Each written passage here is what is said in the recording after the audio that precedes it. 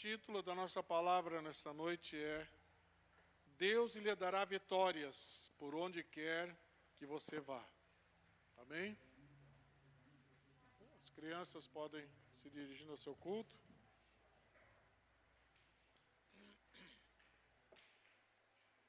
Deus lhe dará vitórias por onde quer que você vá.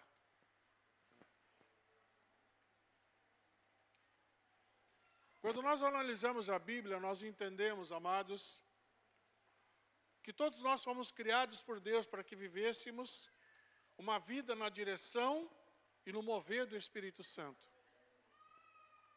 E quando nós olhamos a criação lá no jardim, nós observamos que Deus deu ao homem soberania. Amém, irmãos? Deus deu ao homem soberania. Se nós observarmos o início da criação, era tudo totalmente diferente de hoje. Era totalmente diferente. O homem, antes de cair, ele tinha comunhão perfeita com Deus. O homem conversava com Deus face a face todos os dias, no final da tarde. A Bíblia fala que Deus descia para conversar com o homem. Coisa tremenda, que privilégio. Não tinha pecado, não tinha fraqueza de espírito, fraqueza de alma, não tinha nada disso. Tinha sim pessoas ligadas a Deus, em uniformidade com Deus. Era tanta pureza, meus amados, tanta pureza, que eles andavam nus, mas eles não percebiam a nudez um do outro. Não tinha lascívia, não tinha desejos pecaminosos, sim, tinha a glória de Deus que cobria o corpo deles. Tanto que quando o homem cai, a primeira coisa que aconteceu, irmãos, eles perceberam que estavam nus. Primeira coisa que eles perceberam, estamos nus. E tiveram vergonha de Deus. Até então não tiveram vergonha de Deus, porque não tinha pecado. Era só a glória do Senhor na vida deles. Então agora quando eles percebem que estão nus, eles ficam com vergonha de Deus. Deixa eu dizer uma coisa para ti, meu irmão, minha irmã. O pecado cria no coração do homem vergonha. Vergonha. As pessoas que não confessam o nome de Jesus, que estão distantes, que falam mal da igreja, falam mal de Jesus, essas pessoas, amados, lá no fundo da alma delas, elas estão com vergonha de encarar Deus. Assim como Adão e Eva ficaram com vergonha de encarar Deus depois que entraram no pecado.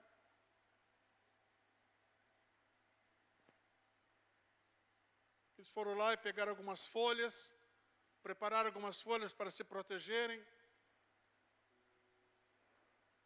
Mais tarde, o que Deus faz? Ele mata o animal, pega a pele desse animal e ele prepara uma veste para eles. E aí eu entendo, meus amados, que sempre a providência de Deus é muito melhor que a nossa providência. O que Deus faz é muito melhor do que aquilo que nós fazemos. Porque uma proteção de folha logo se desfaz. Mas uma proteção de couro, ela vai durar muito tempo. A providência do Senhor sempre é melhor. Lá quando o Senhor transformou água em vinho, as festas, normalmente o bom vinho, o dono da festa via primeiro. Aquele vinho mais caro, aquele vinho melhor. Aí quando o pessoal já estava meio mamado, aí servia qualquer mata-rato, ele já não ligava mais. Né?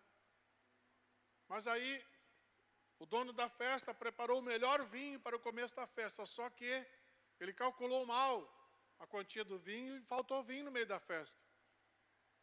Aí Jesus vai lá, manda que coloque água nas talhas e agora leve essa água lá para o mestre-sala. E quando ele prova o que tinha dentro daquela jarra, era um vinho maravilhoso. Ele vai conversar com o dono da festa, o que ele diz? Olha, é estranho, porque sempre o melhor vinho ele é servido antes, mas tu deixou o melhor vinho para depois. Só que ele não sabia que o melhor vinho, quem tinha providenciado, era Jesus. Então, entendo, amados, o que Deus faz é muito melhor do que aquilo que nós fazemos.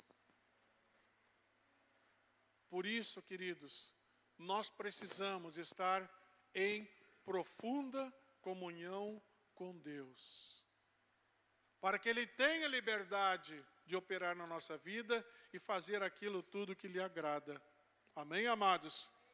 Então, quando Deus deu essa soberania, ao homem, Ele chamou o homem, e o que Ele disse para ele? Tu serás um vencedor, e todas as obras que eu fiz sujeitar-se-ão a ti, que terá domínio sobre os animais, sobre a natureza, sobre todas as coisas, porque hoje o constituo como cabeça de toda a minha criação. Sabe, irmãos,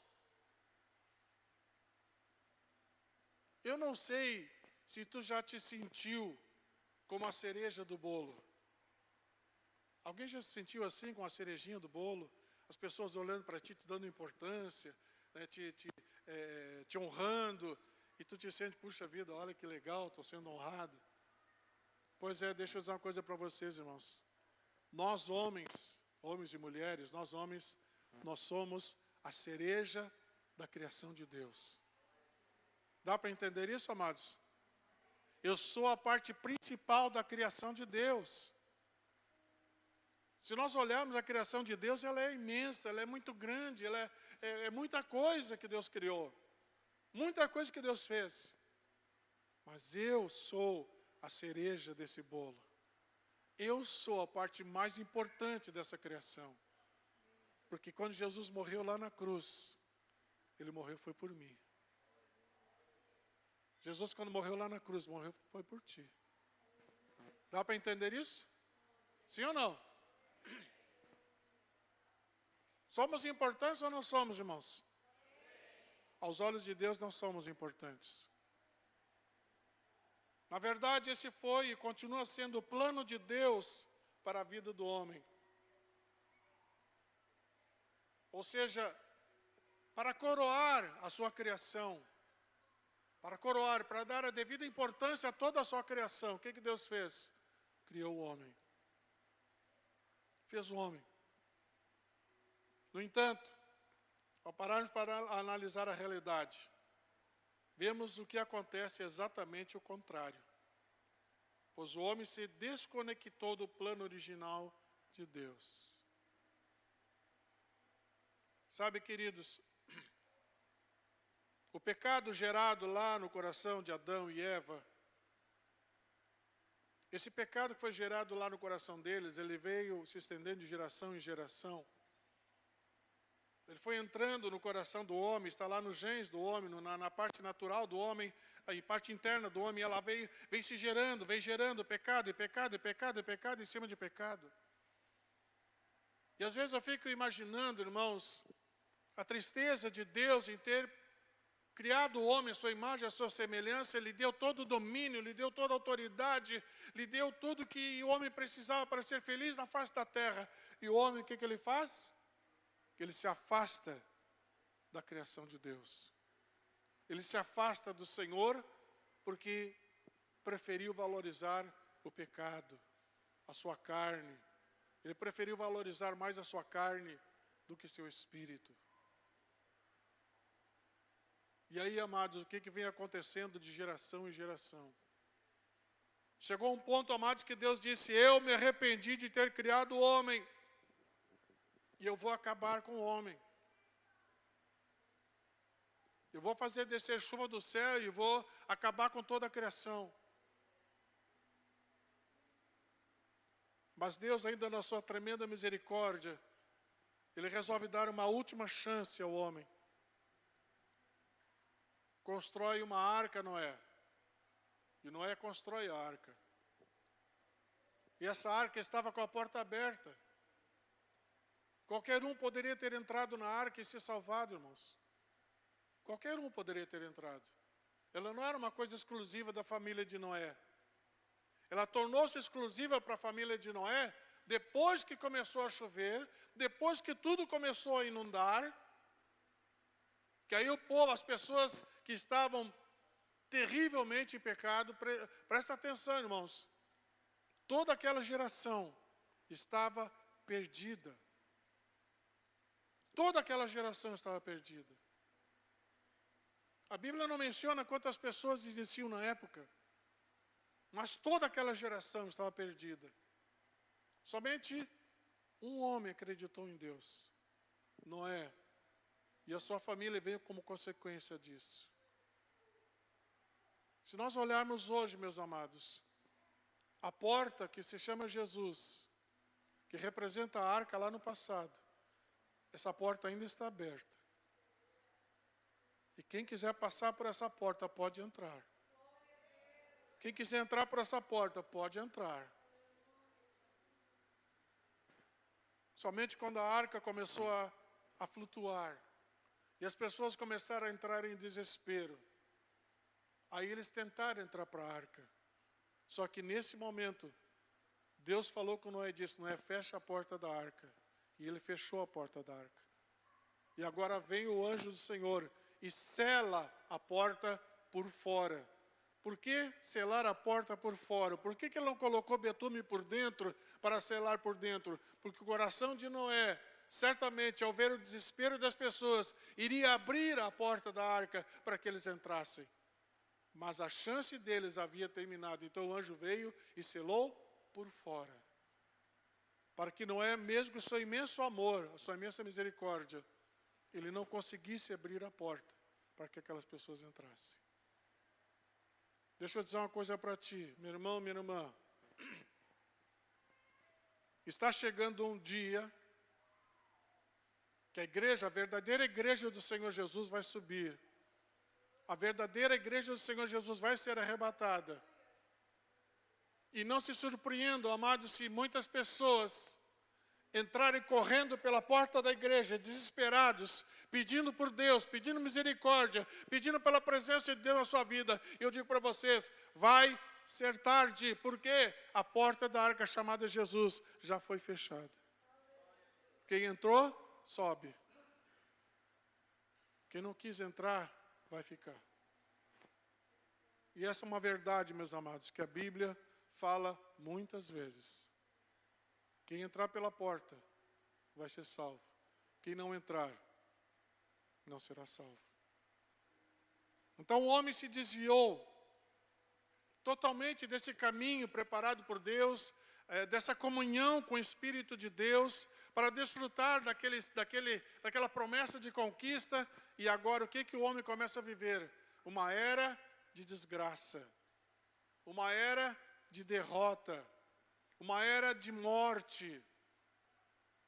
Se nós olharmos hoje, meus amados, a nossa geração, como anda a nossa geração, irmãos? Como anda a nossa geração? Não preciso ficar aqui mencionando nada, porque vocês sabem, vocês veem, vocês assistem.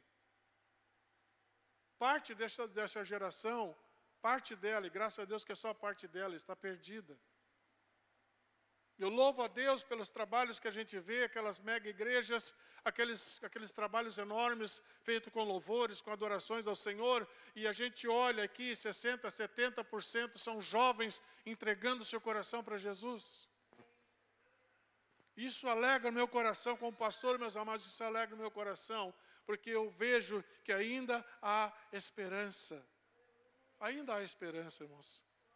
Então o homem, ele continua fracassado, miserável, cumprindo aquela palavra que diz em Romanos 6, 23. A palavra diz assim, a palavra que nos afirma que o salário do pecado é a morte. Então deixa eu dizer uma coisa para a igreja. O salário do pecado é a morte. Tudo aquilo que o homem faz, que é contra o projeto de Deus, é contra a palavra de Deus, isso se chama pecado. Isso se chama decisão errada. E toda decisão errada, ela gera o quê? Pecado. E o pecado gera morte. E só tem uma forma, meus amados, só tem uma maneira de eu escapar da morte, dessa segunda morte. Só tem uma forma. Eu preciso olhar para Jesus. Entender que Ele é meu único e suficiente Salvador. Pedir perdão pelos meus pecados. E clamar pela misericórdia do Senhor, para que o meu nome seja escrito no livro da vida. Se o meu nome não estiver escrito no livro da vida, não tem salvação. Mas deixa eu dizer uma coisa para ti. Quem ainda não aceitou Jesus, você deve aceitar com urgência. E quem já aceitou, deixa eu dizer uma coisa para ti. O teu nome já está escrito no livro da vida. Amém? Meu Deus, eu ia levantar agora e aplaudir o Senhor de pé. O teu nome está escrito no livro da vida. Louvado seja o nome do Senhor. Louvado seja o nome do Senhor. Aleluia. Mas Deus, na sua eterna misericórdia, olhou para o homem que estava falido, derrotado, cansado, necessitado. E então preparou para ele um plano perfeito de redenção. Esse plano se chama Jesus Cristo. Hoje, Jesus tem condições, quando nós o aceitamos como nosso Salvador, Ele tem condições de nos recolher lá do meio do lamaçal do pecado, do meio da iniquidade, e nos trazer pela mão e colocar-nos aonde Ele está. Aonde Ele está. E ali Ele começa um processo de transformação de vida.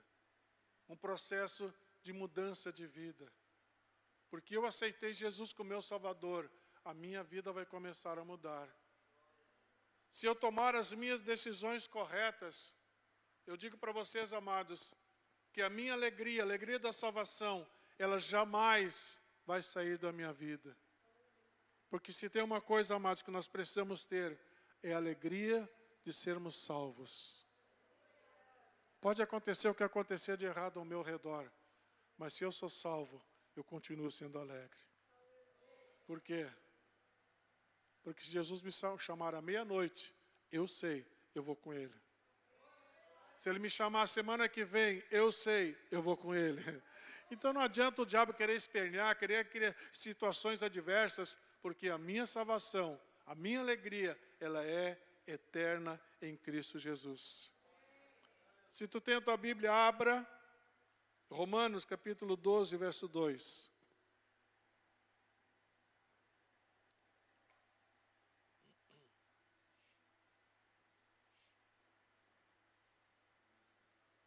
Hoje pela manhã, eu fiquei sabendo de um grupo, quase 40 pessoas, subiu o Morro Ferrabras pela manhã para ver o nascer do sol. E eu acredito, meus amados, que quando o sol começou a nascer, eles começaram a ver a grandeza de Deus, o poder de Deus. E até onde eu sei, o poder de Deus caiu naquele morro.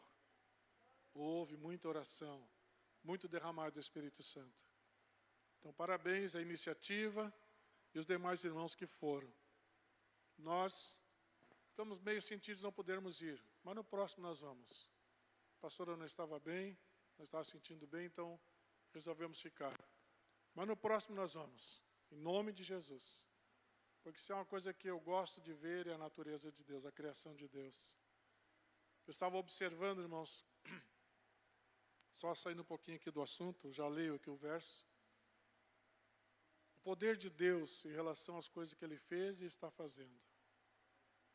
A Terra, nosso planeta, tem as 4 estações definidas.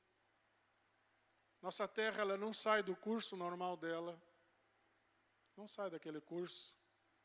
Centenas e centenas e centenas, milhares de anos, e ela não sai daquele curso. E sabe o que eu descobri, irmãos? Que a Terra, se ela desviasse da sua rota alguns metros, não muita coisa, poucos metros, para perto do sol, ela se tornaria um local deserto, porque toda a água da terra iria secar. Do contrário, se ela se afastasse, saísse da sua rota, poucos metros, se não me falha a memória, 3 ou 4 metros, para longe do sol, ela se tornaria uma bola de gelo. Agora, por que será que a terra não sai daquela rota normal? Por que ela não sai dali? Porque está ali, manifestação do poder de Deus. Amém, amados? Manifestação do poder de Deus. A maioria de nós, quando vai ver o sol nascer, ele já está quase na nossa cabeça, né? Alguns estão dentro da empresa, já trabalhando, mas a maioria, quando vê o sol nascer, ele nasce já em cima, bem alto já. Romanos 12, 2. E não sede conformados com este mundo, mas sede transformados pela renovação do vosso entendimento, para que experimenteis qual seja a boa, agradável e perfeita vontade de Deus. Ou seja, amados, o mundo está ruim, essa geração está ruim, o pecado está tomando conta, a corrupção está tomando conta. A palavra de Deus está me dizendo, não vos conformeis com esse mundo. Não te conforma com isso. Não te cala diante disso. Não que tu tenhas que sair brigando com o meio mundo para tentar consertar as coisas. Não.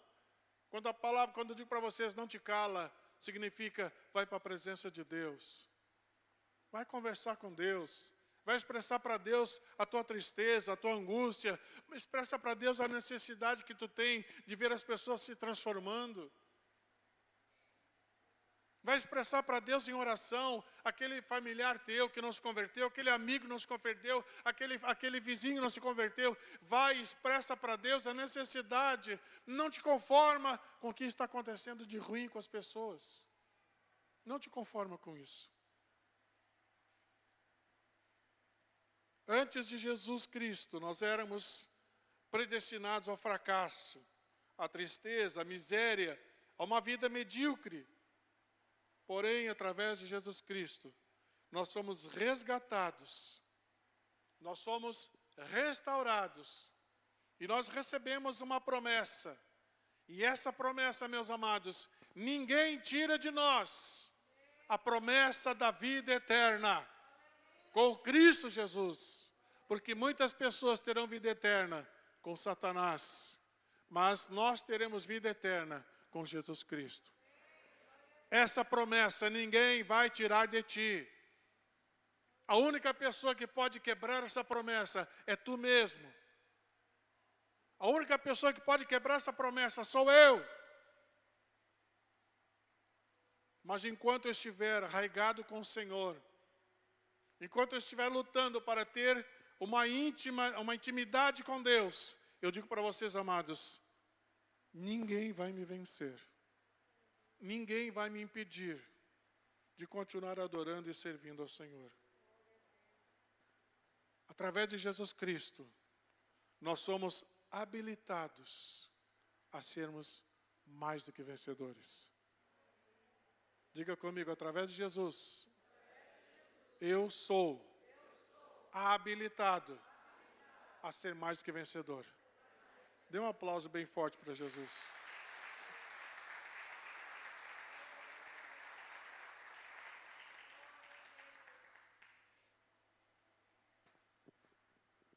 A palavra de Deus nos fala de um homem chamado Davi. E Davi, segundo a palavra, era o homem segundo o coração de Deus, um amigo de Deus. E Davi, ele tinha uma intimidade profunda com Deus. A sua intimidade com Deus era tão grande, que ele era um homem talhado por Deus para a vitória.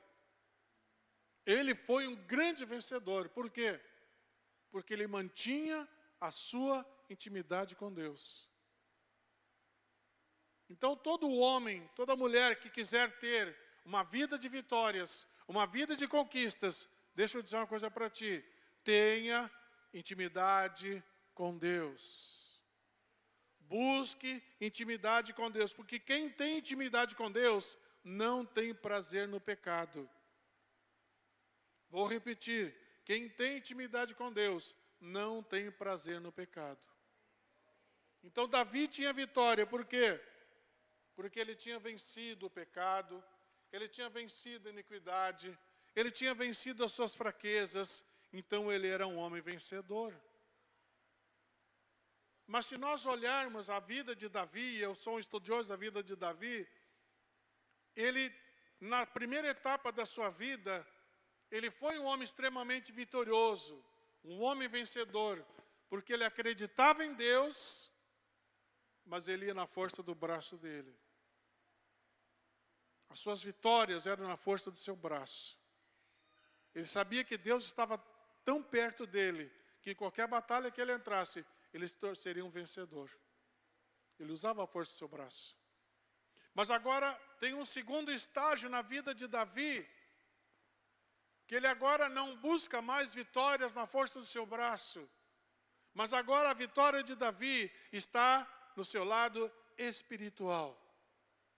Ele começa a ter uma vida espiritual com Deus muito maior, muito mais profunda. E agora as suas vitórias, elas são espirituais.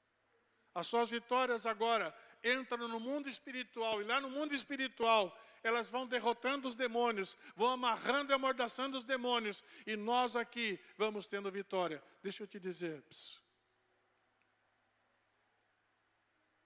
quando tu começa a orar e buscar ao Senhor, quando tu começa a ter verdadeira intimidade com Deus, os anjos do Senhor, eles sobem, eles vão até onde estão os demônios, tem aquelas guerras travadas entre anjos e demônios. E eles vão amarrando e amordaçando esses demônios que estavam tentando te trazer prejuízo. Esses demônios são amarrados, amordaçados. E eles não conseguem te trazer prejuízo. Por quê? Porque o anjo do Senhor é designado por Deus para lutar em favor daqueles que têm intimidade com Ele. A tua intimidade vai fazer a diferença. Quando nós passamos a investir na nossa vida espiritual, quando nós começamos a buscar essa intimidade verdadeira e profunda com o Senhor, orando, jejuando, buscando sabedoria, buscando a excelência de Deus, então é nesse momento que nós espiritualmente passamos a ter grandes vitórias. Deixa eu dizer uma coisa para ti: estudar secularmente é ótimo, é necessário. Jovem que não estuda tem que apanhar de cinta. Vou repetir: jovem que não está estudando tem que apanhar. Jovem, aproveita a tua mocidade, aproveita a tua energia e vai para o estudo, te aprofunda no estudo. Mas deixa eu te dizer uma outra coisa, que existe algo que é tremendamente boa, necessária, que é intimidade com Deus. Tu precisa mergulhar na palavra de Deus. Cumpre os teus estudos seculares, mas nunca relaxa o teu compromisso com Deus. Nunca relaxa a tua busca com o Senhor. E os mais velhos, não, os mais experientes, entra de cabeça na glória de Deus. Entra de cabeça no conhecimento das coisas de Deus. Entra de cabeça na palavra de Deus, vai meditar nela de dia e de noite. Leia a palavra, releia a palavra, decora a palavra, coma essa palavra, te alimenta dessa palavra todos os dias, porque é ela que vai fazer a diferença na tua vida. A tua vida espiritual vai fazer a diferença quando tu verdadeiramente estiver mergulhando na palavra. Tem um verso, meus amados, que quem lê Bíblia conhece. Vou repetir, quem lê Bíblia conhece esse verso. Se tu não conhecer ainda, é um sinal que tu precisa ler mais. Jeremias 33:3. Clama a mim e responder-te-ei, e anunciar-te-ei coisas grandes e firmes que não sabes. Algumas tradições diz coisas grandes e ocultas que não sabes. Ou seja, o Senhor tem preparado para nós coisas grandes. Coisas que nós não conhecemos, coisas que nós não entendemos. Eu digo para vocês, irmãos, que hoje eu conheço coisas que há 20 anos eu não conhecia. Há 15 anos eu não conhecia. Mas hoje eu conheço. Hoje eu entendo. Hoje eu vejo muitas coisas. Por quê? Porque o próprio Deus, através da obra do Espírito Santo, Ele vem trazendo essas revelações. Eu anunciar-te-ei, vou te mostrar as coisas grandes e firmes que tu ainda não sabes. Mas Ele só vai fazer isso quando eu estiver mergulhado na palavra. Porque todo o meu conhecimento virá da palavra. Conhecereis a verdade, e a verdade vos libertará. Então, se alguém quer ser livre de alguma coisa, quer ser livre de algum pecado, quer ser livre de alguma fraqueza, conheça a palavra. Conhecereis a palavra, e a palavra vos libertará. Essa decisão, meus amados, de buscar a Deus, agora de uma forma mais espiritual, foi um marco na vida de Davi. Porque antes ele obtinha suas vitórias através da sua intimidade com Deus, mas utilizando a força dos seus braços.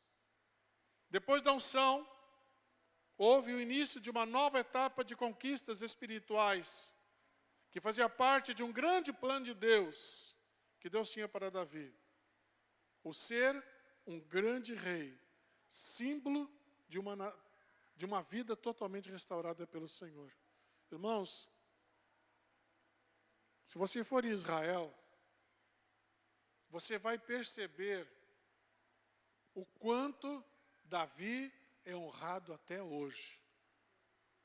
Até hoje Davi é honrado em Israel. E não é pouca coisa, irmãos, é honrado de verdade. Só o simples fato deles relembrarem as obras de Davi, para eles, já é motivo de honra. Mas por que Davi alcançou essa liderança espiritual, de ser lembrado até hoje, vai continuar sendo lembrado? Porque foi um homem que investiu na sua vida espiritual. Meu irmão, minha irmã, volto a dizer, invista na sua vida espiritual. E uma outra coisa, que é profunda, presta atenção no que eu vou te dizer. Por maior que fosse a experiência de Davi, por maior que ela fosse, foi tremenda, ela foi muito grande. O nome dele é lembrado e honrado até hoje.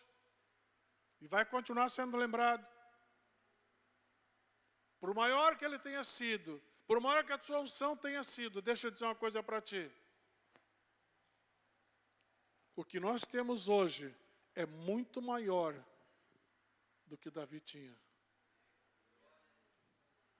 Porque Davi não tinha Jesus Cristo. E nós temos. Dá para entender isso, irmãos?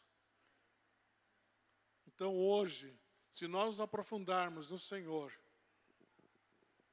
a honra que Deus tem para colocar sobre a nossa vida é muito maior do que a honra que estava sobre Davi.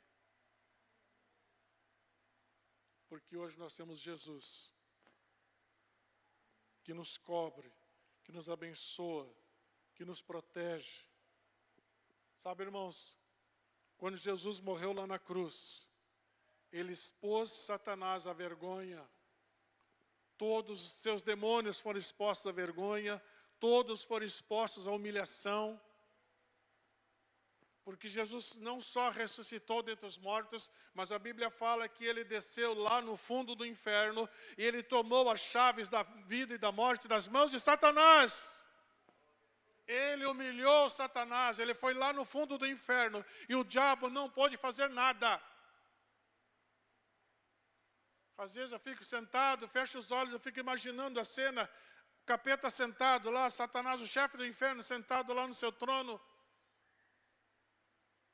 E de repente aquela luz chegando, aquela luz, aqueles passos fortes, batendo no chão, firmes. E os demônios começam a se apavorar, há um alvoroço muito forte no inferno. E quando ele percebe, é Jesus, o Filho de Deus está chegando ali perto.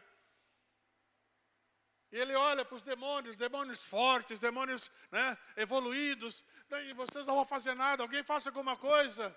E eles não podiam fazer absolutamente nada. Ficaram todos presos. E Jesus vem e toma das mãos de Satanás a chave. Me dá isso aqui. Quem tem agora a chave da vida e da morte sou eu.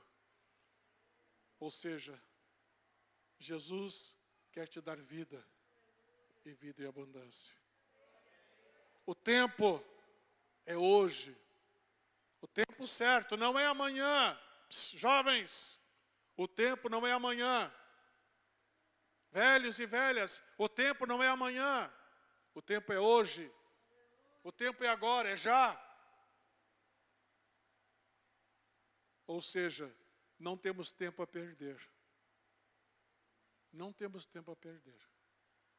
Fique em pé no teu lugar, por favor.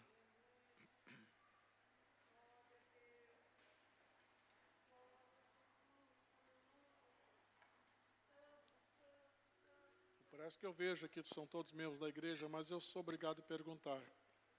Vou pedir que a igreja feche os olhos, por favor. Tem alguém aqui que ainda não aceitou Jesus como seu Salvador e não pediu para seu nome ser escrito no livro da vida? Apenas levanta a mão se tem alguém que ainda não aceitou Jesus como seu Salvador. São todos membros, né? Ótimo. Agora, deixa eu fazer uma outra pergunta. Tem alguém aqui em nosso meio que já aceitou Jesus,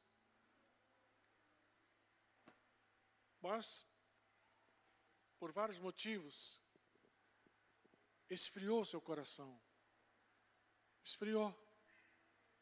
Não consegue orar, não consegue ler uma Bíblia, não consegue mergulhar no conhecimento de Deus, não consegue ter uma intimidade com Deus. Fecha os olhos, fique os olhos fechados, por favor. Essa pessoa que tem sentido muita dificuldade em buscar essa intimidade com Deus, eu vou pedir que ela coloque a mão na altura do coração. Ninguém abre os olhos, por favor. Se tu tem tido dificuldade de buscar essa intimidade com Deus, só coloca a mão na altura do coração. Deus quer que tu seja íntimo dele, íntima dele. Deus quer que vocês estejam muito próximos dele, muito perto deles. Eu vou orar. E tu vai pedir perdão a Deus pelo tempo de fraqueza. Mas tu vai pedir agora, Espírito Santo, me fortalece e me ajuda a buscar mais. Só o Espírito Santo poderá te ajudar. Só Ele. Paizinho querido, em nome de Jesus, nós estamos agora aplicando a Tua palavra. E eu tomo liberdade agora do nome do Senhor para abençoar o Teu filho, abençoar a Tua filha, que tem estado com seu coração tão frio, não tem orado, não tem jejuado, não tem lido Bíblia. Ou seja, Pai, está enfraquecendo. Não está se alimentando espiritualmente, está enfraquecendo. Mas eu quero te pedir agora, Pai, em primeiro lugar, perdoa esse irmão, perdoa essa irmã. Libera o teu perdão, Senhor. Mas também libera o Espírito Santo para que venha em nome de Jesus e entre nesse coração para fortalecer, para abençoar, para levá-los para a Tua presença, para levá-los, ó Deus, a ter mais tempo contigo, na leitura da palavra, na oração, no jejum, buscar profunda intimidade contigo. Pai, eu peço em nome de Jesus, abençoa o Teu filho e a Tua filha, com ânimo, com coragem, com força, Senhor, para vencer toda essa fraqueza, para vencer toda fraqueza, Pai. No nome do Pai, do Filho e do Espírito Santo. Amém, Jesus. Vamos dar um aplauso para Jesus?